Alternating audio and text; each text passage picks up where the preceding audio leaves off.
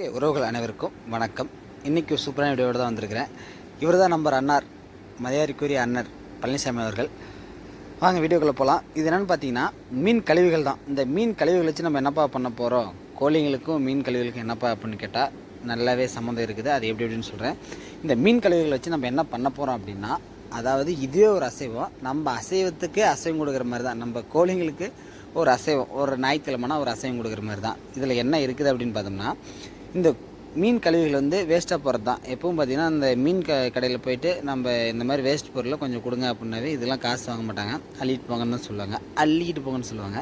நாம் அந்த மாதிரி ஒரு அள்ளிட்டு வந்துருக்குறோம். இது என்ன பண்ணணும் அப்படின்னு பார்த்திங்கன்னா, கோழிங்களுக்கு நான் ரெகுலராக வந்து இதை ஞாயிற்றுக்கிழமைனா கொடுத்துட்டு வந்துட்டுருப்பேன்.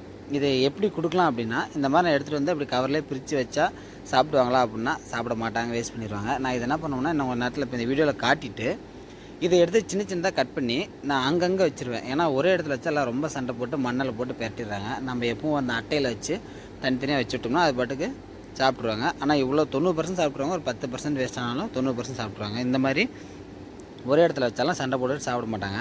இப்போ பாருங்கள், இது நம்மளது எப்படி சாப்பிட்ருக்குறாங்கன்ட்டு.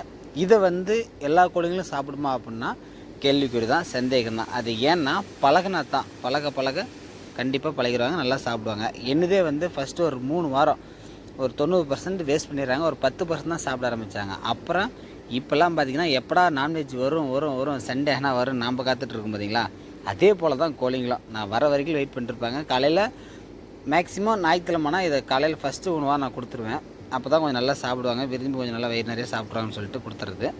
இப்போ உங்களுக்கு காட்டுறதுக்காக நான் ஒரே இடத்துல வச்சுருக்கிறேன். இதை நான் வீடியோ முடிச்சுட்டு சின்னதாக கட் பண்ணி இது கொஞ்சம் வேலை லென்த்தாக இருக்குன்றதுனால சரி வீடியோ போடலாம் அப்படின்னு நான் பண்ணியிருக்கிறேன். இதில் என்ன இருக்குது அப்படின்னு பார்த்தோம்னா, இதில் வந்து புரதச்சத்தும் வைட்டமினும் நிறையவே இருக்குது. இதனால் கோழிங்களுக்கு நோய் எதிர்ப்பு சக்தி அதிகமாகவே இருக்கும். இளங்குஞ்சுங்களுக்கு கொடுக்கும்போது கோழியோட வளர்ச்சின்றது அதிகமாகவே இருக்கும். பெரிய கோழிகளுக்கும் நல்லா வளர்ச்சி அதிகமாகவே இருக்கும். இதை கொடுத்துட்டு வந்தோம் அப்படின்னா ரெகுலராக நோய் எதிர்ப்பு சக்தி வந்து நல்லாவே பவராக வேலை செய்யும். இதை பாருங்கள், நம்ம கோழிங்க எப்படி சாப்பிட்ருக்குறாங்கன்ட்டு. இந்த மாதிரி நீங்களும் உங்கள் ஊரில் பார்த்தீங்கன்னா மீன் கடை போடுவாங்க, அந்த போல் வேஸ்ட் ஆகிறத மீன் கழிவுகளை கொண்டு வந்து பழக்குங்க. இது ஒரு நல்ல ஒரு ரிசல்ட் கொடுக்குது. அதனால தான் நான் உங்களுக்கு வீடியோவை போடுறேன். மேலும் அடுத்த ஒரு நல்ல வீடியோ உங்களை சந்திக்கிறேன். மிஸ் பண்ணிடாதீங்க, அப்பப்போ போட்டு பழகுங்க. நல்ல யூஸ்ஃபுல்லாக இருக்குது. நன்றி, வணக்கம்.